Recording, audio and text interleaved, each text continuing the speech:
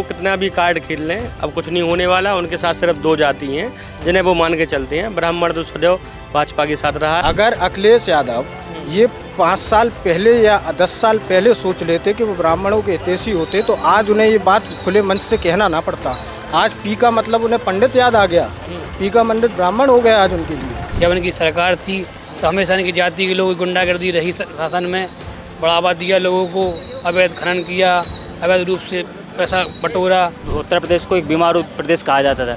जब से आदरणीय योगी जी इस प्रदेश में मुखिया के रूप में आए हैं तब से यहाँ स्वास्थ्य व्यवस्थाएं, यहाँ पर चिकित्सा व्यवस्था, रोड व्यवस्था, सारी व्यवस्थाओं को लेकर एक समृद्ध उत्तर प्रदेश बनाने का काम भारतीय जनता पार्टी ने किया है। इस वक्त मेरी मौजूदगी झांसी जिले के बड़ा गांव में है, जहां पर हम यहाँ पर नब्ज टटोलने का काम करेंगे। और आज ताज़ा खबर ये है कि अखिलेश यादव ने ब्राह्मण वोट कार्ड खेला है, ब्राह्मणों के साधने का प्रयास किया है। भाई साहब, हम सीधा बात करते हैं और जानेंगे। भाई साहब, इस बार अखिलेश यादव ने आज एक सभा को आयोजित किया है और उसमें ब्राह्मणों को साधने का प्रयास किया है और कहा है कि पीडीए का जो पी है वो पी माने पंडित जी होता है। देखिए, सबसे पहले तो आपका बहुत बहुत धन्यवाद कि अब हमें बड़ा गाँव नगर में आए। और दूसरी बड़ी बात ये है कि वो कितना भी कार्ड खेल लें, अब कुछ नहीं होने वाला। उनके साथ सिर्फ दो जाति हैं जिन्हें वो मान के चलते हैं। ब्राह्मण तो सदैव भाजपा के साथ रहा है और भाजपा ने हर जगह हमारे, आप झांसी जिले में देख लो, झांसी सदर विधायक रवि शर्मा जी हैं, शिक्षक विधायक हमारे बाबूलाल तिवारी जी भी हैं, यहाँ सांसद अनुराग शर्मा जी हैं। तो हमें लगता है भाजपा ने जब ब्राह्मणों को सब कुछ दिया है, पदवी दिए हैं, और दूसरी पार्टियाँ सिर्फ दिखावा करती हैं, तो ऐसा तो हो ही नहीं सकता कि ब्राह्मण भाजपा का साथ ना दे। ब्राह्मण पूरी तरह से भाजपा के साथ है। हमारे साथ ब्राह्मण हमारे मित्र भी है, छोटे भाई भी हैं, इन्हें भी सबको पता है, सब लोग भाजपा से पूरी तरह जुड़े हैं, अभी से नहीं पुराने समय से जुड़े हैं। तो ब्राह्मण सदैव भाजपा के साथ रहेगा, ये बिल्कुल हम लोग स्पष्ट रूप से उन्होंने कहा है कि वो जो गाड़ी पलटी थी वो गाड़ी नहीं, जबकि सरकार पलटने से बची थी। अपराधी किसी जाति का नहीं होता है। अब वो अलग बात विषय है कि विपक्ष अपराधियों को जाति से जुड़ के चलती है। हम लोग जातिवादी लोग नहीं हैं, हम लोग भाजपा के लोग हैं और हम लोग ये चाहते हैं कि सभी दल के लोगों की भागीदारी रहे। और सभी दल में ब्राह्मण हमारा पहले से ही सर्वोपरि है हम लोगों के लिए। तो पहले से ही वो हमारे भाजपा में, संगठन में हर जगह है, ऐसा कोई जगह ही नहीं है जहाँ ब्राह्मण ना हो। तो क्या लग रहा है 27 में अखिलेश या योगी? 27 में योगी जी आएंगे, पूरी ताकत से आएंगे। और मुझे लगता है योगी जी का कोई तोड़ ही नहीं है।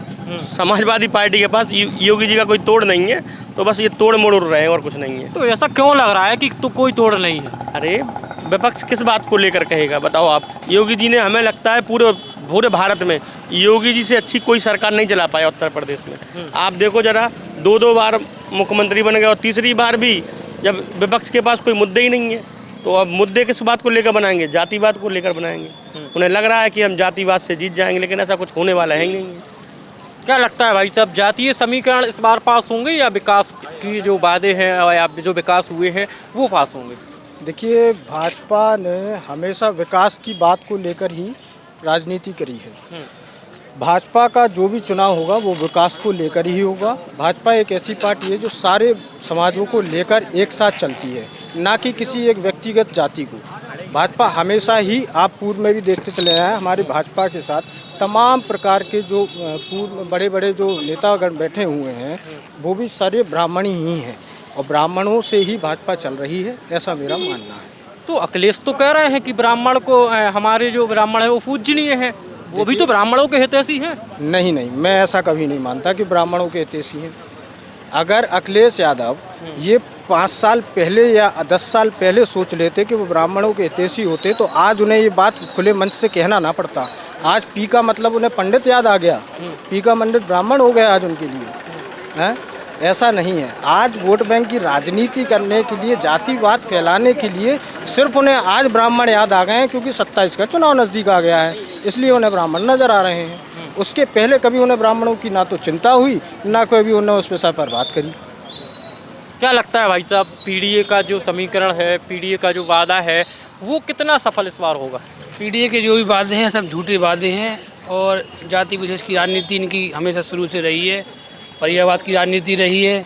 हमेशा इन्होंने अपने जाति के लोगों को बढ़ावा दिया है। आपने भी देखा होगा, जब इनकी सरकार थी तो हमेशा इनकी जाति के लोगों की गुंडागर्दी रही, शासन में बढ़ावा दिया लोगों को, अवैध खनन किया, अवैध रूप से पैसा बटोरा। और आप देखते चले आ रहे हैं, बबीना विधानसभा हो, झांसी विधानसभा हो, दोनों विधानसभाओं में उन्होंने परिवारवाद की राजनीति को बढ़ावा दिया है। और ब्राह्मणों को हमेशा पीछे रखा है। चाहे झांसी विधानसभा देख लीजिए, अभी प्रेजेंट में जो विधायक हैं हमारे यहाँ के रवि शर्मा जी, वो ब्राह्मण चेहरे हैं। इसके अलावा उन्होंने वहाँ से भी काफ़ी लोगों ने टिकट मांगा, पहले भी मांगा, यहाँ से भी ब्राह्मण चेहरे उन्होंने टिकट मांगा समाजवादी पार्टी, बट इन्होंने हमेशा यही राजनीति करी है, अपनी जातिवाद को बढ़ावा दिया है और कुछ नहीं किया है और झूठे वादे करते हैं। उनका केवल एक ही मोटिव है कि ब्राह्मणों को पुचकार के बुला के उनके साथ घात करना और कुछ नहीं है। इसीलिए आज दो वर्ष हो गए हैं, पूरे 10 वर्षों से सरकार नहीं है और आगे भी देख लीजिएगा आप, योगी जी की सरकार आएगी और मोदी जी के नेतृत्व में भाजपा फिर से पूर्ण बहुमत की सरकार लेकर आएगी। और आप देखते जाइए, आज हमारे प्रदेश अध्यक्ष आ रहे हैं। अच्छा, एमवाई जो समीकरण है, क्या लगता है एमवाई समीकरण काम करेगा? कोई कुछ नहीं करेगा। आप देख लीजिए, इनके जो भी इनके फॉर्मूले हैं, जो भी इनके सूत्र हैं, वो सब फेल हो चुके हैं। इनके साथ के परिवार के लोग इनके साथ नहीं हैं, इनके घर के लोग साथ नहीं हैं, इनके खुद पार्टी के लोग साथ नहीं हैं। आप ये देख भी रहे हैं, आगे भी देख लीजिएगा। आने वाले समय 27 में फिर से भाजपा की सरकार बनेगी और योगी जी फिर अपने मुख्यमंत्री बनेंगे। आप आगे देखिएगा। चाचा, कहीं ऐसा ना हो अखिलेश यादव ने आज ब्राह्मण वोट कार्ड खेला है, ब्राह्मणों को साधने का एक प्रयास किया है, तो कहीं ऐसा ना हो कि ब्राह्मण कट जाएं भाजपा वाले और फिर सपा में पहुंच के समाजवादी पार्टी का मुख्यमंत्री बना दें? ब्राह्मण सब बुद्धिजीवी हैं और वो सब समझते हैं कि एक बार ऐसा हुआ था, जैसे बीएसपी शासन में उनको लिया था सतीश मिश्रा जी को, और जब सरकार बन गई तो बिल्कुल उनको दरकिनार कर दिया था। कुछ लोग ऐसे ही सपा सरकार में उन्होंने ब्राह्मणों को लेकर, लेकिन उन्हें वो जब सारा ब्राह्मण समझ गया है और आज भाजपा में है और वह भाजपा में ही रहेगा। और आज योगी जी के इतने अच्छे नियम चल रहे हैं, इतना शासन बढ़िया चल रहा है और ये आगे भी 27 में योगी की सरकार होगी और बढ़िया शासन चलेगा। अच्छा, झांसी कितना बदला है 17 के बाद? 17 के बाद अगर चेंजिंग आई है तो लगभग 80 और 90% अच्छा हो गया है और 100% और अच्छा हो जाएगा 2027 में। झांसी में बहुत अच्छा विकास हुआ है और आगे भी विकास होगा। एमवाई समीकरण का क्या लग रहा है आपको? कुछ नहीं लग रहा, 2027 में योगी जी की सरकार होगी, बस इतना मैं बता रहा हूँ। और जो हम लोगों को देख रहे हैं, आज जो लोग जीवन जी रहे हैं, वो योगी सरकार में बढ़िया उनका समय निकल रहा है। अच्छा, जो उत्तर प्रदेश है इसको बीमारू राज्य कहा जाता था, बीमारू प्रदेश कहा जाता था, अब क्या कहा जाता है? भैया, बीमारू प्रदेश भी आपने बीमारू प्रदेश की बात करी है, तो बीमारू प्रदेश 2014 के पहले बीमारू प्रदेश ज़रूर कहा जाता था।